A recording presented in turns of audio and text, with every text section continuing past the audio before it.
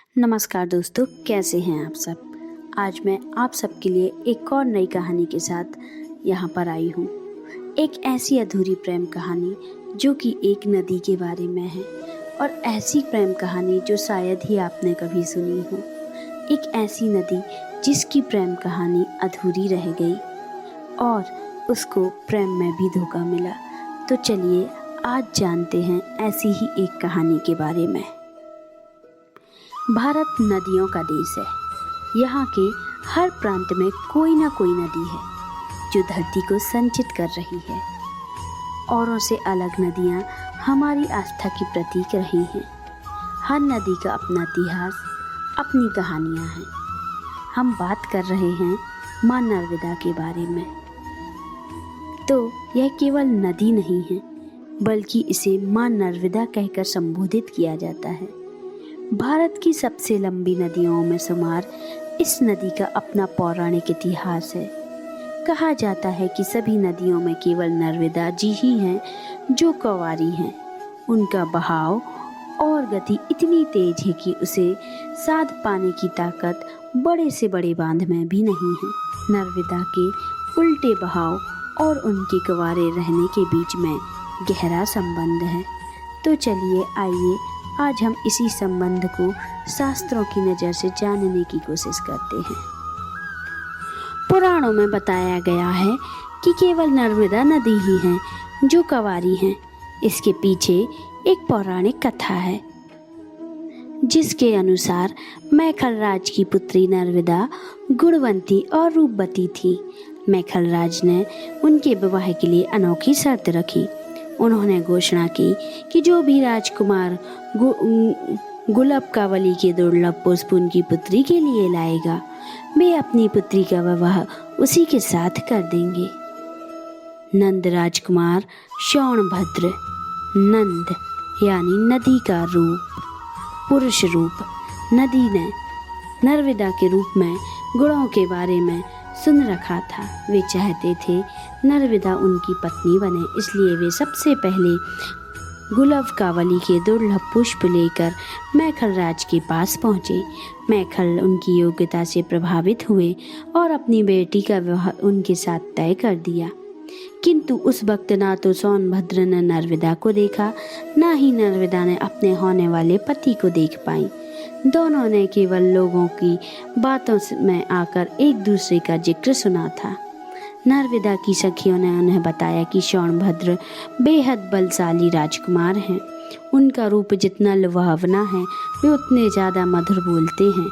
यह सब सुनकर नर्मदा बिना देखे ही सोनभद्र से प्रेम करने लगी।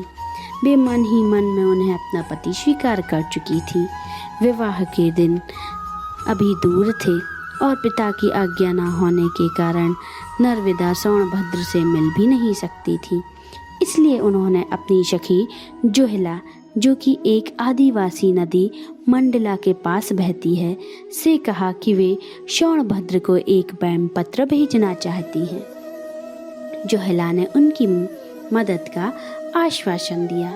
नर्मदा ने अपनी सारी भावनाओं को समेटकर एक पत्र सोनभद्र के नाम लिखा और उसे जोहला को देते हुए कहा कि यह राजकुमार को दे आओ। जोहला पत्र लेकर राजकुमार सोनभद्र के महल पहुंची। चूंकि वह पहली बार राजकुमार से मिल रही थी, इसलिए नर्मदा ने उसे अपने वस्त्र और आभूषण पहना दिए थे।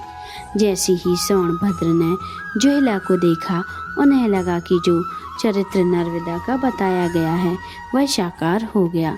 उन्हें लगा कि वह नर्मदा ही है। दूसरी ओर जोहला सोनभद्र के रूप पर मोहित हो गई।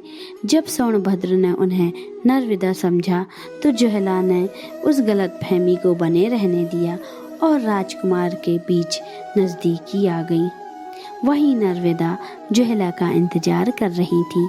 जब काफ़ी देर तक जोहला वापस नहीं आई तो सोनभद्र के महल पहुंच गई नर्मदा, जहां उन्होंने जोहला और सोनभद्र को साथ में देखा। नर्मदा यह देख बर्दाश्त न कर सकी। सोनभद्र नर्मदा को देखकर आश्चर्य से भर गए और उन्हें अपनी गलती का एहसास हुआ। नर्मदा गुस्से में थी और और उनके असर से धरती पर उनका बहाव तेज हो गया।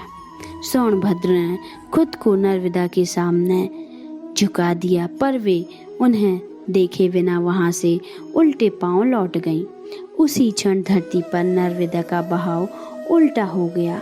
सोनभद्र नर्मदा के पीछे भागे और उन्हें रोकने का प्रयास किया पर वे वापस नहीं आई।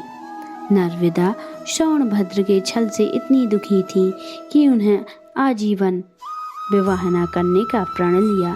जो नर्मदा कल तक बंगाल सागर की यात्रा करती थी, उसने अरब सागर में समा जाने का निर्णय ले लिया। ऐसा मान्यता है कि तभी से नर्मदा अरब सागर में जाकर मिल गई, जबकि बाकी नदियाँ बंगाल की खाड़ी में मिलती हैं। हालांकि सभी नदियों में नर्मदा सबसे पवित्र और पूजनीय मानी जाती हैं।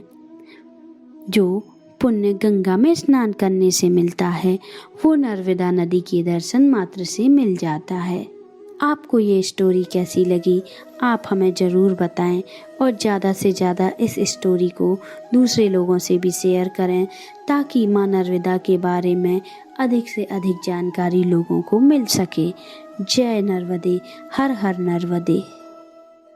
तो बताइए दोस्तों, कैसी लगी आज की हमारी ये कथा आपको हमारी कथाएं पसंद तो आ रही है ना? तो जल्दी से हमारे चैनल को सब्सक्राइब कर लें अगर आपने सब्सक्राइब नहीं किया है, और बेल आइकन को प्रेस करें, जिससे हमारे आने वाले वीडियो आपको जल्दी जल्दी मिलते जाएं। और हमें कमेंट करके ज़रूर बताएं कि आपको हमारी कथाएं कैसी लग रही हैं, जिससे हम आगे भी आपके लिए नई नई कथाएं लेके आ सकें। नमस्कार।